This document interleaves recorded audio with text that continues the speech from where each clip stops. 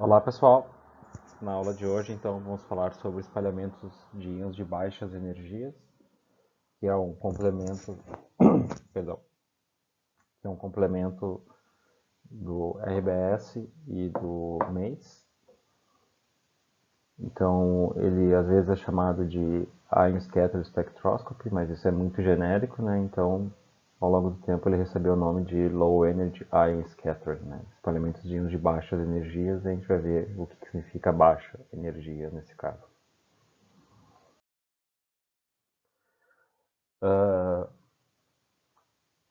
O princípio básico é exatamente o mesmo do MACE e do RBS. A gente vai incidir um íon sobre a amostra. Isso vai ser espalhado da amostra e vai chegar até um detetor, né? Então, quando a gente fala disso, isso é muito similar à cinemática de colisão, adição de choque, de espalhamento que já foi visto em RBS. Vamos falar um pouco da interação dos íons com a matéria, porque nesse caso tem efeitos diferentes que acontecem comparados com tanto o MACE quanto o RBS, que é a perda de energia dos íons, neutralização dos íons, isso é fundamental para essa técnica. A formação do cone de sombra, que nós falamos um pouco em MACE, mas isso é fundamental aqui. E a canalização de íons em substrato cristalinos. E finalmente expandir isso no espalhamento de íons de baixas energias, e vou terminar com, como sempre, com exemplos de como que a gente pode obter, que tipo de informação a gente pode obter dessa técnica e como ela é importante, principalmente quando a gente quer analisar a primeira camada da superfície, né?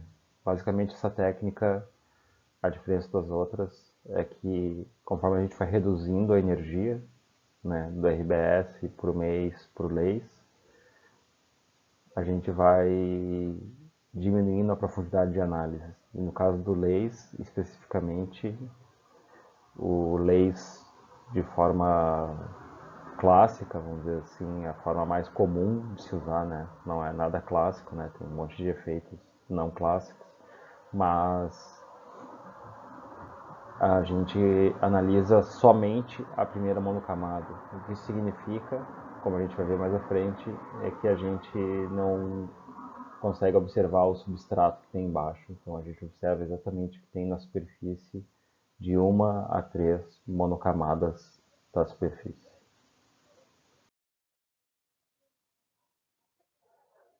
Então, o fator cinemático nós já vimos inúmeras vezes, não vou me estender muito nesse ponto, né?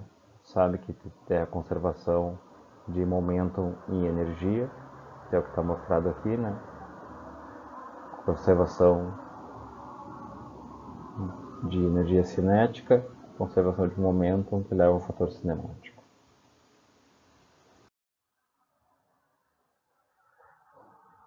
Então, quando a gente fala disso especificamente para o RBS, né, a gente vê que no RBS, conforme a gente aumenta o ângulo, a separação em massa aumenta, né, porque a gente está no sentido de reto espalhamento, então a gente tem uma diferença grande em fator cinemático, o que significa que eu consigo separar em energia de forma muito mais eficiente os elementos, né? Enquanto que se a gente vai para ângulos menores de espalhamento, a gente tem uma separação menor aqui, o que leva a dificultar a separação de energia, principalmente quando a gente fala de elementos mais pesados ou com massa maior, né? Eu sempre uso essa determinação de elementos pesados, como eu disse, não está correta, porque isso depende da gravidade, né? Mas o ponto é que aumentando então o ângulo de espalhamento, a gente aumenta essa separação, e conforme a gente diminui o ângulo de espalhamento, essa separação fica comprometida.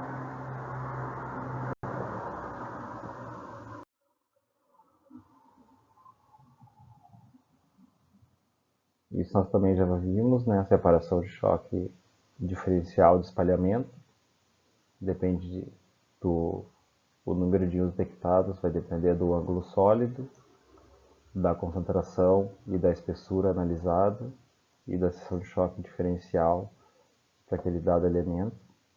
Então isso já foi visto extensivamente no RBS. Então, retomando aqui, isso é algo importante para essa técnica, os 4 tipos de colisões que podem acontecer: colisões elásticas atômicas, né? Então, quando a gente tem o tipo de colisão bola de bilhar, né? Ele vai colidir com um átomo de interesse ser reto espalhado, e é isso que a gente está interessado aqui, né? Nesse tipo de colisão, onde não tem interação do íon com o alvo, ele simplesmente é espalhado pelo íon. Então isso é o ponto mais importante. Mas nós podemos ter colisões atômicas inelásticas, onde existe interação daí com o íon com o alvo, e aí a gente pode ter emissão de elétrons, emissão de fótons. Esse seria o caso do Pixie, que nós já vimos. Aí nós temos as colisões nucleares elásticas, são aquelas onde o íon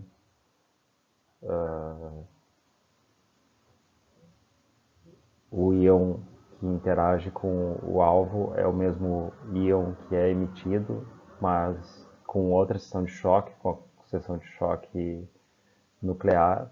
Então, é um tipo bem específico de reação nuclear, né, quando ele interage com o íon alvo. E, finalmente, no caso das colisões nucleares inelásticas, que é o mais comum no caso do NRA e NRP. Não que no NRA e NRP não existam essas colisões também, mas é preferencialmente utilizado colisões nucleares inelásticas, onde tem uma absorção do íon pelo núcleo e a emissão de alguma partícula, né? Aqui está mostrado, no caso, um fóton gama, mas pode ser, como nós já vimos, prótons, nêutrons, partículas alfa, enfim, uma série de produtos de reação que são gerados devido à colisão nuclear inelástica. Mas, ressaltando, o que a gente vai ver aqui é colisões atômicas elásticas.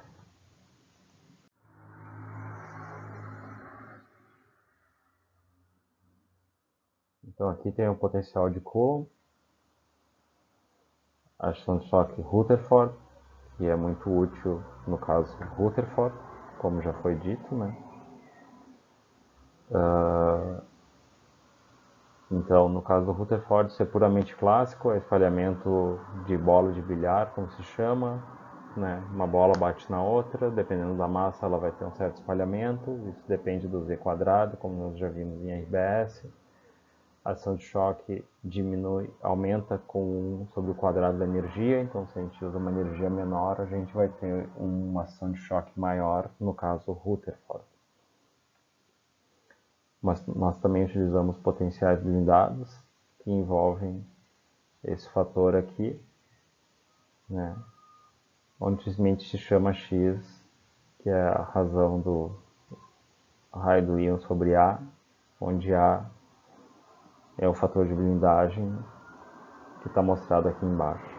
Então, cada teoria utiliza um valor, isso ainda é uma discussão em aberto, então não tem um valor fechado para isso, cada caso se utiliza uma coisa. A teoria ZBL, que é do Ziegler, Bismarck e Littermark, que é o que tem no TRIN ou no S-RIN, se preferirem. Usa esse parâmetro aqui, né, onde x é essa razão. Nós temos outras teorias de blindagem que lidam com isso de forma diferente, dependendo do tipo de abordagem que nós queremos dar. Então nós já cobrimos essa parte, né? Vamos passar agora para a parte mais específica do LACE mesmo. Então você se lembra que a perda de energia de íons ela tem três faixas fundamentais: altas energias, que é o caso do RBS, né? Então quando a gente fala em energias acima de 500 kV até 2 ou 3 MeV, energias intermediárias, que é o caso do mês, onde a gente vai trabalhar entre 50 a 400 kV, onde o freamento é puramente eletrônico, e em baixas energias, que é o caso do laser, onde o freamento é mais fortemente nuclear, como está mostrado aqui, mas também tem uma componente eletrônica, dependendo da energia que a gente trabalha. Como é que se mede isso? Nós já vimos, né? Se usa um feixe incidente com uma certa espessura no material e se mede a energia. Aqui ficou uma interrogação, mas é um delta. Né? Qual que é a energia depois de passar por essa espessura? E isso, assim que se determina experimentalmente a perda de energia dos íons. E depois tenta fazer uma modelagem física a respeito disso. Então, resumindo, aqui RBS, aqui o mês, aqui o LACE.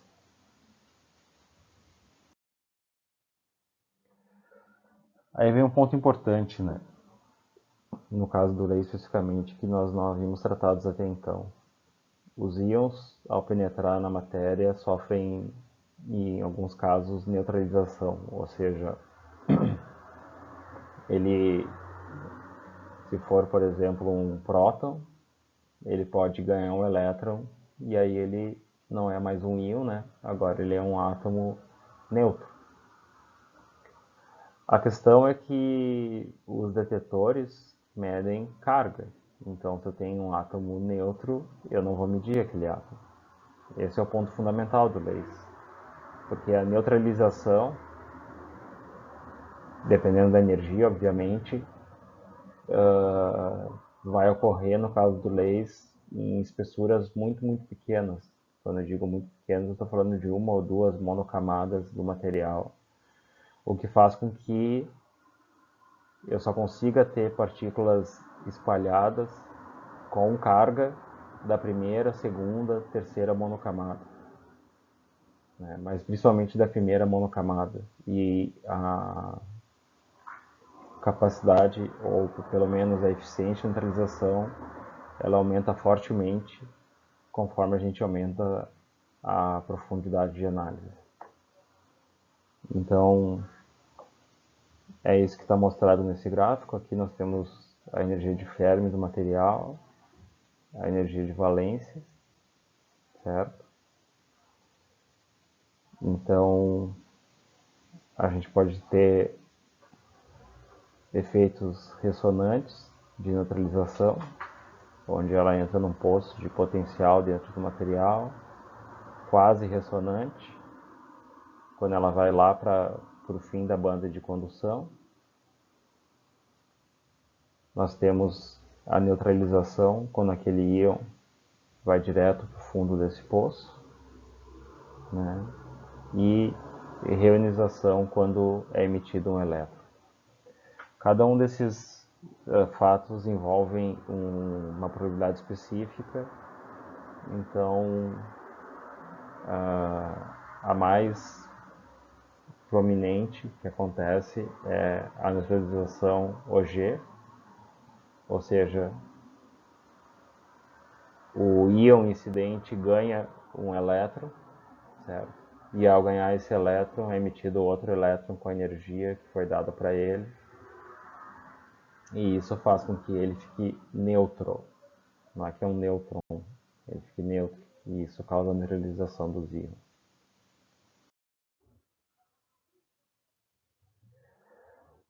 A questão é que, por causa do laser, ainda não existe uma teoria fechada, como no caso do RBS ou até mesmo do MEIS, que também não tem uma teoria exatamente fechada, mas já está muito perto disso, da seção de choque de espalhamento. Então, o que está mostrado aqui é o número de íons como função da energia desses mesmos íons. Então, mostrando o que acontece em diferentes casos, né? Então, aqui é um choque de espalhamento para diferentes casos. Então, a gente vê um pico aqui perto de... Cadê que isso aqui ficou tudo torto? Vou pegar uma outra cor aqui. Continua torto, mas está entre 0,5 e 1 keV, assim, o máximo da ação de choque de espalhamento no caso do laser. Isso ocorre por neutralização OG, que é aquele efeito que vocês vão ver na aula 20, que é o efeito de emissão de elétrons OG. Aqui então a ação de choque de espalhamento, né? Neutralização OG e esses outros efeitos secundários aqui que ainda são objetos de estudo até hoje.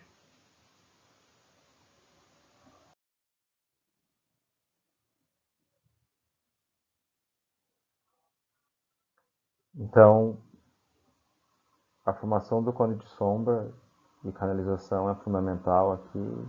Então, aqui o que a gente está olhando é neônio incidido em uma amostra de cobre com 1.5 keV ou 1500 eletronvolts. Então, vocês notem a diferença enorme de energia que tem por causa do RBS, por exemplo. Então, aqui está o alvo. Então, aqui a gente está incidindo a massa ou o Z1. Está mostrado aqui nessa equação. Então, o que nós vemos é que o raio do cone de sombra, que é dado pelaquela equação, depende do íon incidente, do alvo, da distância até a próxima camada. Então, vamos supor que a gente tivesse outro íon de cobre aqui, outro átomo, perdão, de cobre aqui, ele não ia ser visto devido ao cone de sombra. E o mais importante é que isso vai com 1 sobre a energia, 1 sobre a raiz da energia, né? Então, conforme a energia diminui, o raio do cone aumenta. E isso é mostrado de forma mais clara aqui nesse gráfico. Então, se nós pegarmos, por exemplo, o RBS, que é no caso de um MEV, o cone de sombra é praticamente negligenciável, né? O íon atravessa a matéria sem gerar esse cone. Se nós pensarmos no mês, a gente começa a observar uma formação de um cone um pouco maior. E finalmente, no caso do lace, quando a gente usa 1 keV, o cone de sombra agora é praticamente proporcional à espessura analisada, né? Então, se a gente pegar aqui que a gente tem um raio de cone de sombra aqui, ou um diâmetro de cone de sombra de 8 angstroms, ele é proporcional à distância analisada também de 8 angstroms. Então, isso é fundamental no laser, que mostra que eu consigo analisar só a primeira camada ou a segunda camada, dependendo da espessura das camadas, obviamente, devido ao fato da formação desse enorme cone de sombra que é formado frente às outras técnicas. E isso é fundamentalmente uma razão da baixa energia utilizada no espalhamento.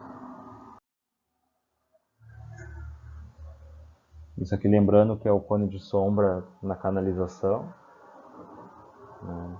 Então, na aula de canalização nós vimos já esse gráfico, né? Isso aqui seria o gráfico sem canalização. E aqui quando está canalizado no parâmetro 100, né? Isso aqui é silício puro, né? Energia aqui em MeV, então a gente vê que o substrato é largamente reduzido e a gente tem só o pico de superfície, que são os primeiros átomos que são analisados. Os íons passam por dentro da superfície da estrutura cristalina do material, eles sofrem essa oscilação, o que causam essas oscilações que a gente vê aqui, que eles são atraídos e repelidos dentro do cristal. Então isso seria uma maneira de olhar bem para a superfície do material, mas não tão sensível como no caso do laser. Esse é por causa do RBS.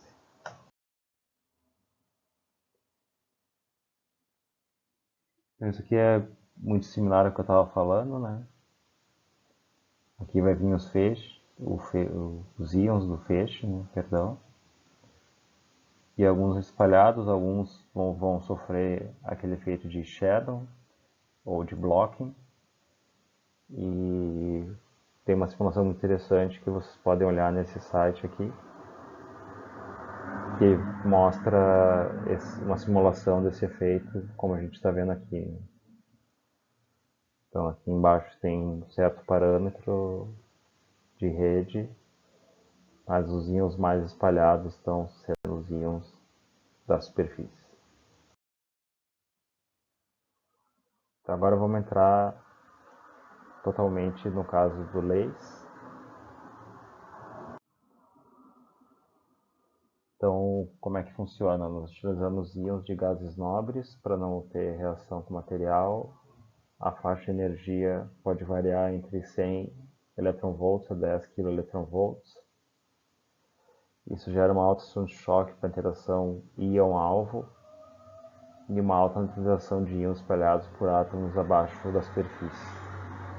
Então, como a energia dele é muito baixa, ele tem uma interação nuclear muito grande. Isso faz com que ele ganhe elétrons e isso faz com que ele seja neutro.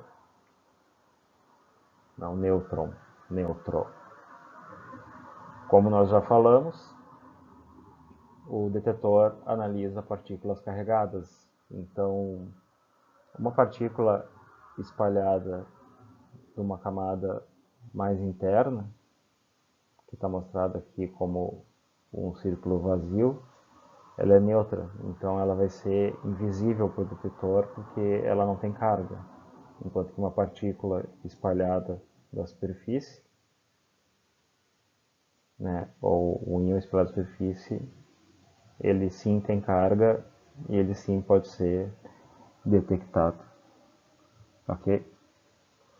Mesma coisa se a gente olhar para uma camada mais profunda, né? Então o efeito de neutralização, que é esse ponto principal que vocês gravem. O efeito de neutralização no laser é o que faz com que ele seja tão sensível à superfície, porque o detetor é puramente eletrostático. No final da aula eu vou falar de variações onde se mede esses íons neutros também, para se analisar camadas mais internas, mas é uma variação muito, muito específica que não é muito utilizada. Aqui está mostrando a ação de choque experimental como função do alvo, e aqui a ação de choque diferencial.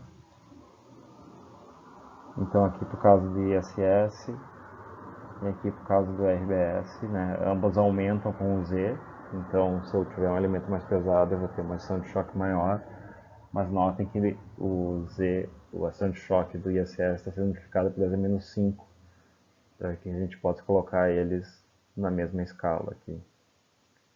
Então ela é muito grande para elementos pesados. Então, de novo, assim no caso da RBS, se a gente quiser olhar se tem algum elemento com uma massa superior na superfície, ela é uma ótima técnica, não que ela não consiga olhar coisas como carbono, nitrogênio, oxigênio, que é o que a gente vai ver mais à frente, mas se está falando de coisas acima de ferro, titânio, ela é perfeitamente sensível e muito sensível.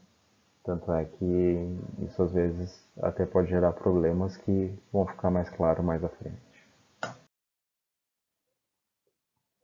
Então aqui tem um resumo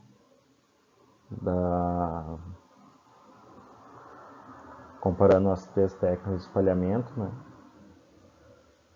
Então, o laser ou ISS, RBS e MEIS. Então aqui a gente usa particularmente gases nobres, mas também se pode usar íons alcalinos. O RBS se utiliza deutério, hidrogênio ou hélio, e o MEI se usa hidrogênio ou hélio. Então aqui a energia é da ordem de keV, aqui da ordem de MeV e aqui da ordem de centenas de keV. Aqui fazendo a comparação do comprimento de onda de Broglie, que é simplesmente calculado pela energia que a gente tem aqui, e a distância de máximo alcance, né? Então, se veja que ela é muito maior no caso do ISS, é intermediária no caso do MEIS, porque é energia intermediária, e muito menor no caso do RBS.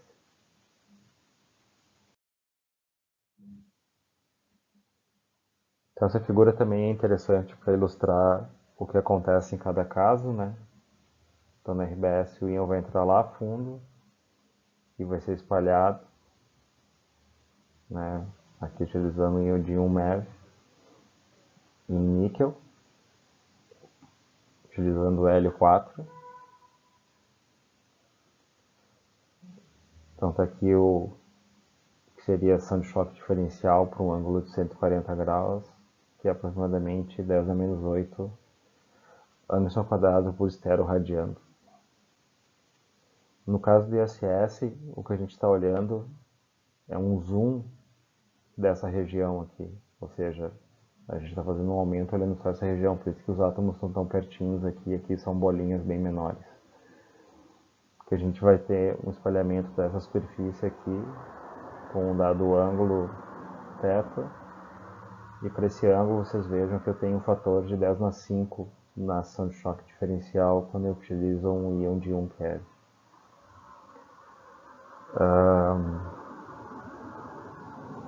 As partículas que entrarem, ou os íons que se aprofundarem aqui na amostra, eles são neutralizados e novamente não são detectados.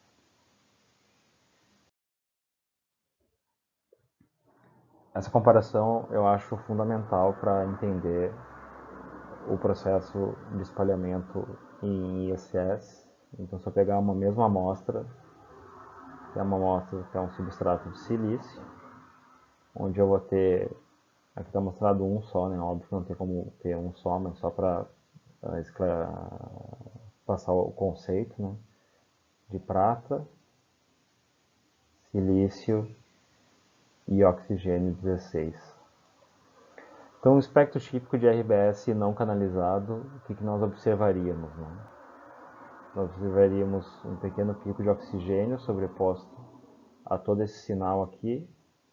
Esse sinal aqui é o sinal do silício, ok? E lá na frente,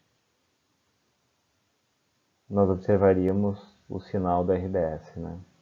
Para que isso seja comparável, a energia de espalhamento foi dividida pela energia incidente, para que isso seja normalizado para 1. Então a gente possa comparar os dois sinais, já que aqui a gente está falando de MeV, né? E aqui a gente está falando de keV. Quando eu faço a mesma análise agora utilizando ISS ou LACE, a gente vai observar esses mesmos 3 picos, mas a diferença fundamental é que eu não tenho nenhum sinal de substrato aqui.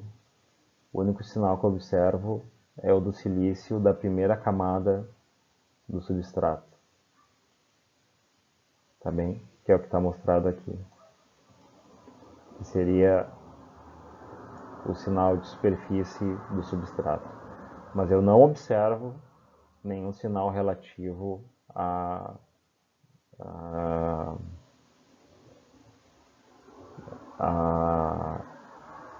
átomos do silício mais adentro do substrato. Então, isso é o fundamental da técnica. Eu vou olhar realmente o que está só na superfície e só na primeira ou segunda, terceira monocamada no máximo. Aqui está mostrando só na primeira monocamada, que é o mais comum, Então, isso nos permite uma série de informações que eu vou mostrar nos exemplos a seguir, mas são coisas do tipo, se eu tenho um certo material composto, esse íon está na superfície ou ele está embaixo da superfície? Né? Esse íon não, esse átomo. Ele está na superfície ou ele está abaixo da superfície? Conforme a gente faz algum tratamento nele, ele sobe para a superfície ou ele continua abaixo da superfície? Se eu coloco um catalisador, né? O catalisador é fundamentalmente superfície, né? Então a gente pode dizer também se esse catalisador está ou não dentro dessa superfície em análise. Então tem uma série de analisadores que podem ser usados. Tem analisadores cilíndricos, que o feixe vem aqui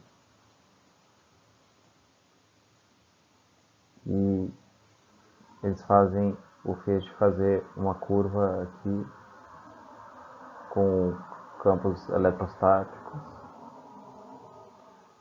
e analisam então esse tipo de analisam o feixe dessa forma, o feixe espalhado, obviamente, né? Então está mostrado aqui. Então é um equipamento desse tipo assim. Tem o tipo de tempo de voo, que é exatamente o mesmo esquema que eu falei no SIMS. Tu faz um feixe pulsado e tu mede o tempo entre ele ser espalhado e ele atingir o detetor. Tu sabe a distância do detetor, então pelo tempo que ele demora para chegar, tu consegue determinar a massa dele devido à energia cinética que ele vai ter, né, do tempo que ele demora para percorrer aquela distância.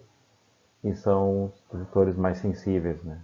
E obviamente os mais caros, né? Então aqui está mostrando que a gente cindir um feixe nessa direção, ele vai percorrer aqui essa direção em direção ao detetor, e isso permite também detectar em diferentes ângulos simultaneamente. O equipamento que nós temos na URGS é um pouco mais simples que isso. Então, aqui está mostrado todas as partes que esse equipamento tem. Nós temos o raio-x para fazer XPS, que é a aula seguinte. Né? Tudo isso tem que ser feito em ultra alto vácuo, você deve imaginar o porquê, porque eu já comentei que o livre caminho médio tem que ser o maior possível, assim como o tempo de formação de monocamada. Né? Como eu estou querendo analisar uma superfície que tem uma superfície limpa, só de expor ao ar a gente já tem uma série de contaminantes na superfície, né? Então, o tempo de formação de monocamada, que é algo que talvez vocês tenham visto em tecnologia de vácuo, quando a gente está abaixo dos -8 é de dias. Então, eu consigo garantir que eu estou analisando realmente a amostra e não a contaminação que está sobre ela. No nosso caso, a gente tem um analisador de energia hemisférico, e aqui vem o canhão de íons. A amostra pode ser girada nesse eixo, então na verdade a amostra fica com a superfície virada para cá, o íon vem aqui, entra no analisador e faz essa curva, e assim a gente consegue detectar então o íon espalhado e a sua energia.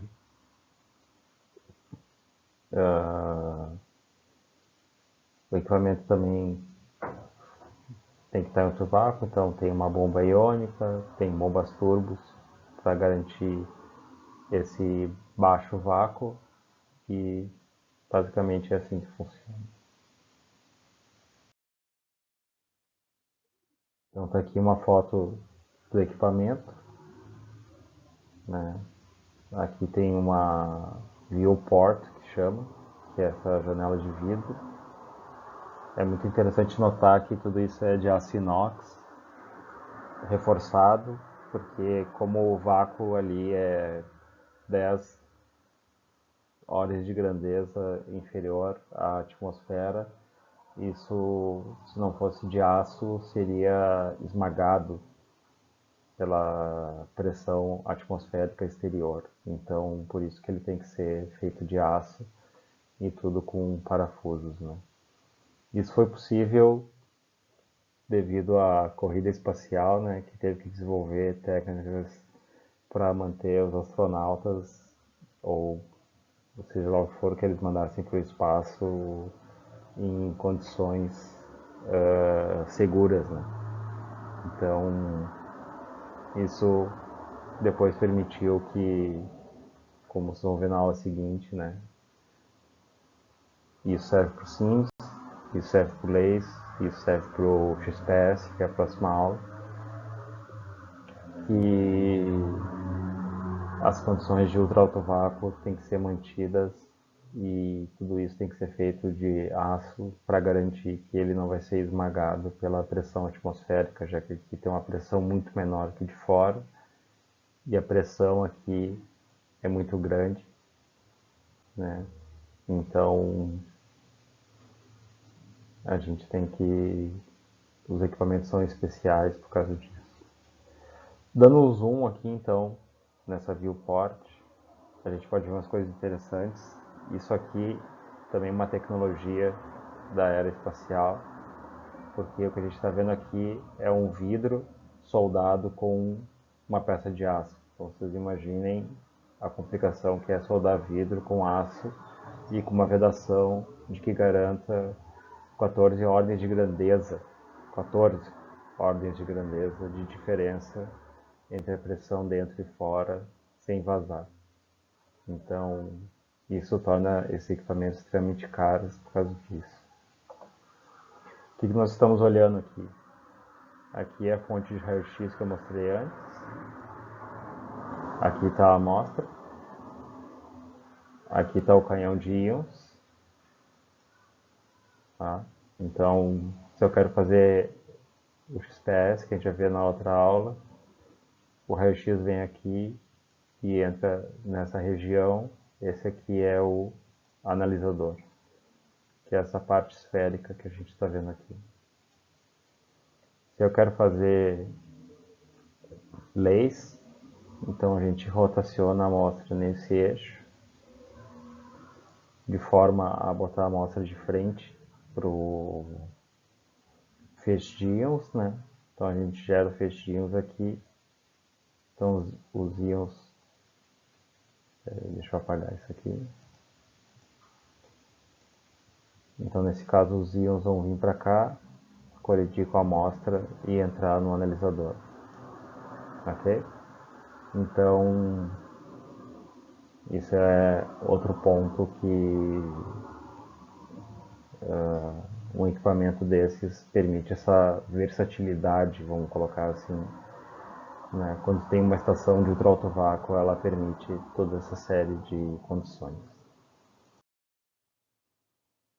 Tem equipamentos bem mais sofisticados, né? Esse é um equipamento toroidal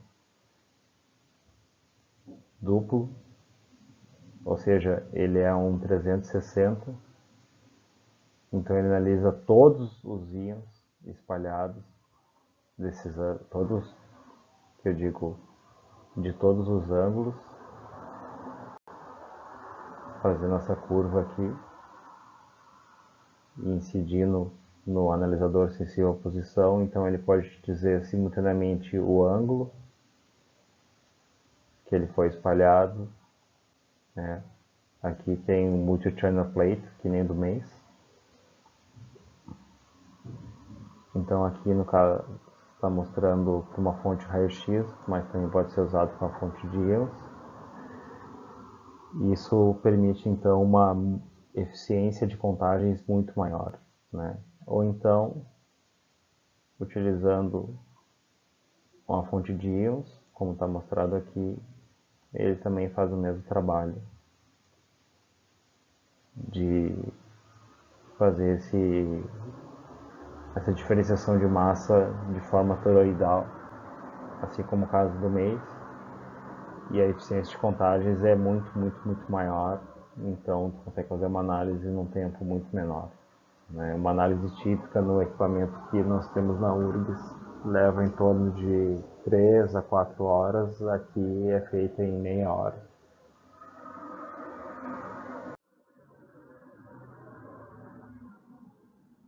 Aqui está mostrando uma comparação entre utilizar esse tipo de equipamento ou quando se usa esse filtro por tempo de voo. Então vocês vejam que aqui fica bem diferenciado os picos de interesse, enquanto que aqui a gente consegue observar com muito mais clareza o que é cada coisa, né? De acordo com a massa e de novo, né? A massa aumenta no sentido da energia, né? Então, o carbono é muito intenso, porque é basicamente contaminação. Depois a gente tem nitrogênio, oxigênio, flúor e sódio. E realmente não me lembro que amostra é essa exatamente, mas a ideia é mostrar a diferença entre utilizar um tipo de analisador ou outro. Então, o que depende o espectro de laser? Depende do feixe primário e da carga utilizada, geralmente se usa a carga mais 1, tempo de aquisição, fatores instrumentais como o ângulo sólido e eficiência de transmissão do analisador,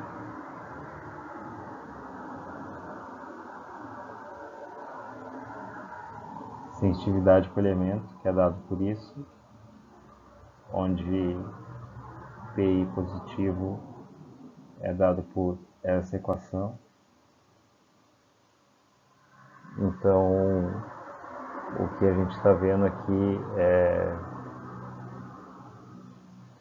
a primeira colisão, que vai causar o primeiro pico de incidência, espalhamento plural, que a gente não falou em detalhes aqui, então eu não vou nem entrar em detalhes, mas brevemente falando que o espalhamento plural é quando o íon é espalhado em diferentes ângulos pelo mesmo átomo e ele acaba aparecendo numa energia maior. Ele tem esse rabo aqui de íons que foram reionizados, então eles ficaram neutros e depois na hora de sair eles perderam aquele elétron que eles tinham ganhado ao entrar na amostra e sofreram reionização. Então isso causa esse efeito aqui de íons reionizados. E a energia de limiar, que seria a energia mínima que um íon desses conseguiria atravessar para chegar ou para ser espalhado desse material.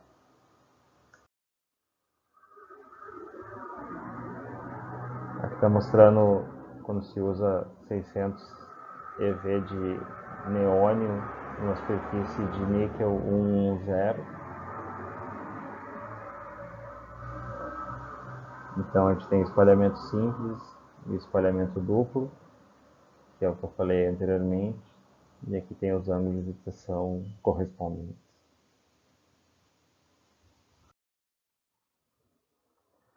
Esse exemplo é muito interessante. Ele mostra um espectro de utilizando 3 keV de hélio numa amostra de zinco, alumínio e oxigênio. Então vamos olhar, vamos tentar entender o que está acontecendo aqui.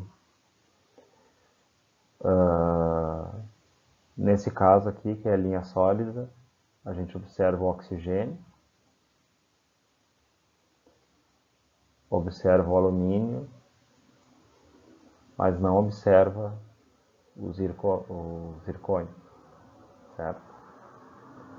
Quando se usa uma amostra de óxido de zircônio, que é a linha pontilhada, nós observamos os mesmos picos, mas nesse caso a gente observa um grande pico de zircônio aqui, nessa energia aqui correspondente a ele, né? E como conclusão, a gente sabe que se consegue determinar que no caso do óxido de alumínio zircônio, o zircônio está presente na segunda camada mais profunda da superfície. Essa é a grande vantagem do laser. Eu consigo dizer exatamente o que está na superfície, então eu consigo pegar um material e dizer, não, no caso dessa liga, o zircônio fica para baixo da superfície. Exatamente para baixo, então tem que estar olhando só a primeira camada mesmo da superfície. Então eu consigo dizer com clareza aqui, como vocês podem ver, como eu não tenho nenhum sinal aqui, que eu não tenho zircônio na superfície. Então só a gente mudar para um outro material, que daí é o zircônio com oxigênio, né? Desculpa, eu falei uma bobagem aqui, a gente não tem alumínio nesse caso. Mas vocês notem aqui que daí sim eu vejo zircônio na superfície. Ou seja, essa é uma técnica extremamente poderosa para esse tipo de coisa.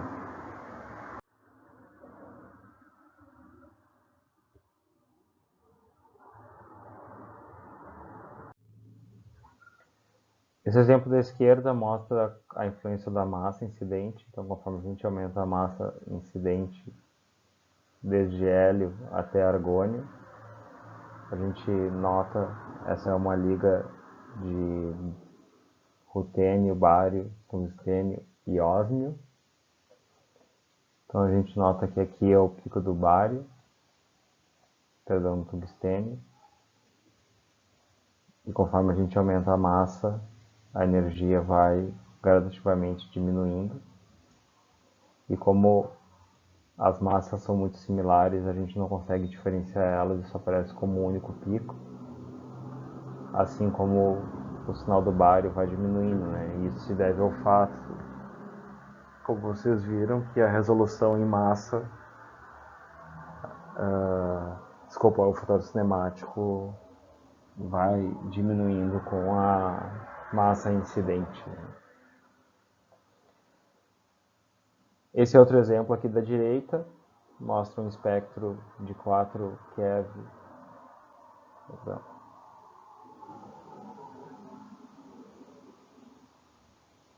4 keV de hélio numa amostra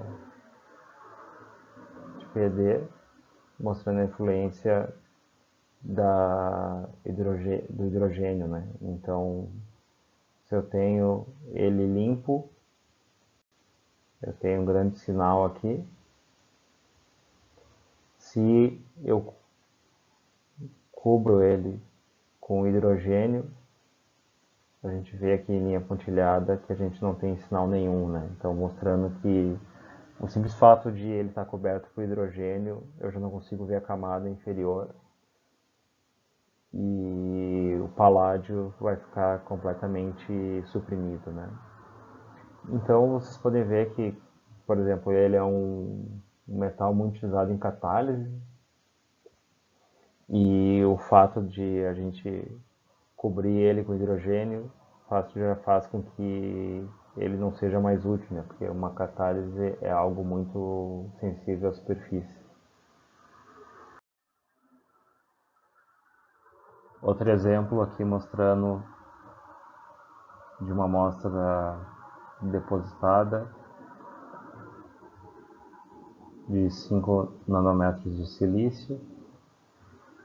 Então a gente tem um pouco de oxigênio, silício e mais nada, né?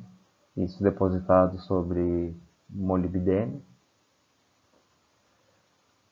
Aí conforme se faz tratamentos térmicos em tempos maiores, a gente para de ver o oxigênio. Vamos pegar aqui ó, o de 63 minutos. a gente continua vendo o silício, mas agora a gente começa a ver também o sinal do molibdênio, né? Então, mostrando que o tratamento térmico faz com que o molibdênio que estava por baixo migra para a superfície. Então, isso é bem interessante, né? E juntamente com isso tem uma amostra de referência e linhas pontilhadas aqui de silício com molibdênio, né? Que é o que está mostrado aqui.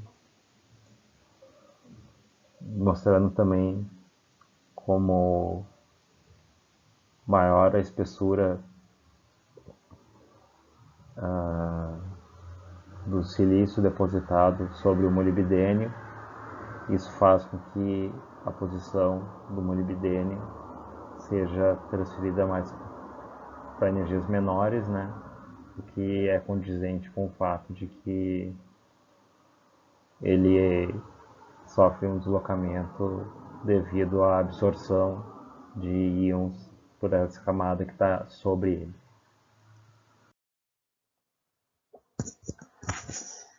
Aqui também é um exemplo bem interessante. Isso aqui é uma amostra de carbeto de silício na forma 0001. Né? Porque tem 4 parâmetros de rede. Alguns vão se perguntar é que isso é um cristal hexagonal. Então ele tem 3 parâmetros no plano e um parâmetro fora do plano. Então nós temos átomos de silício, que estão aqui em cinza, e átomos de carbono, que estão em preto. Então, se a gente simplesmente colocar a amostra ali dentro, a gente vai olhar uma contaminação de oxigênio, um pouco de flúor e silício, né? Já que o silício é o átomo dominante aqui na superfície. Mas da onde vem o flúor, né? É que uma maneira de limpar a superfície é que é um ácido fluorídrico, né? Então isso mostra que ficou resíduo de ácido fluorídrico na superfície, o que fez com que gerasse esse pequeno sinal de flúor.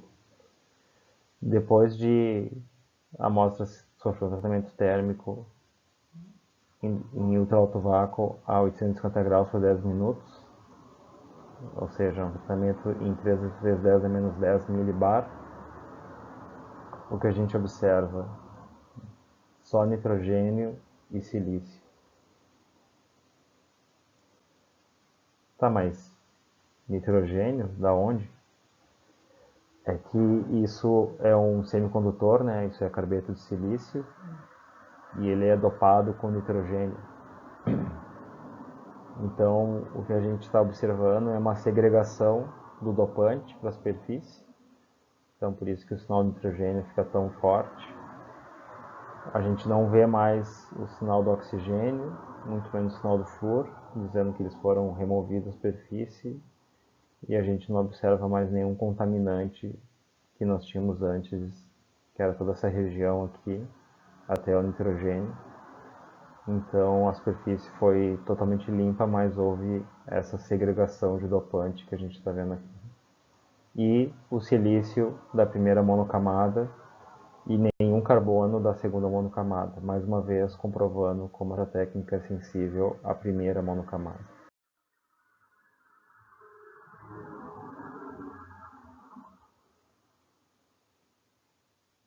Aqui é a mesma coisa, só que para uma liga de ferro com alumínio.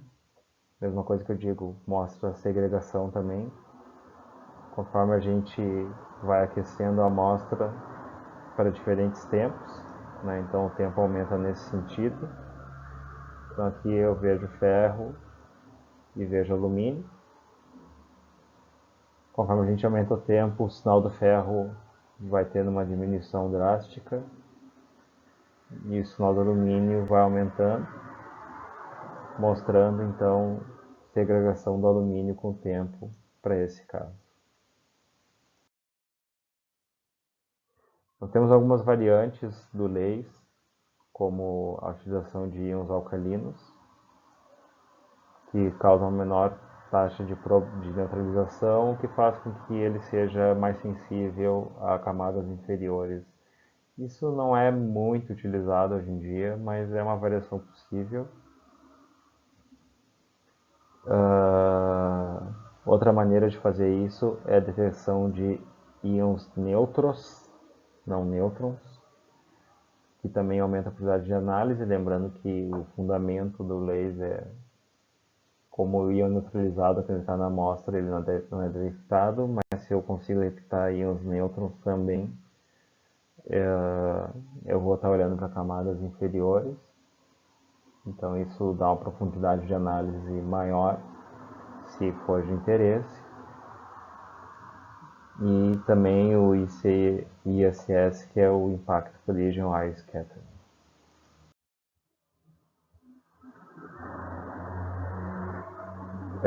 O Impact Collision Eye Scatter se baseia no fato de que a gente pode variar o ângulo, como está mostrado aqui, vai aumentando o ângulo, isso muda o cone de sombra. Ao mudar o cone de sombra, a gente muda a intensidade do sinal analisado da primeira camada da superfície, o que faz com que ela seja mais visível. Basicamente é isso. Aqui mostra a mesma coisa, só que de forma diferente. A gente pode olhar tanto a primeira camada, quanto se a gente estiver em shadow, em blocking, a camada inferior.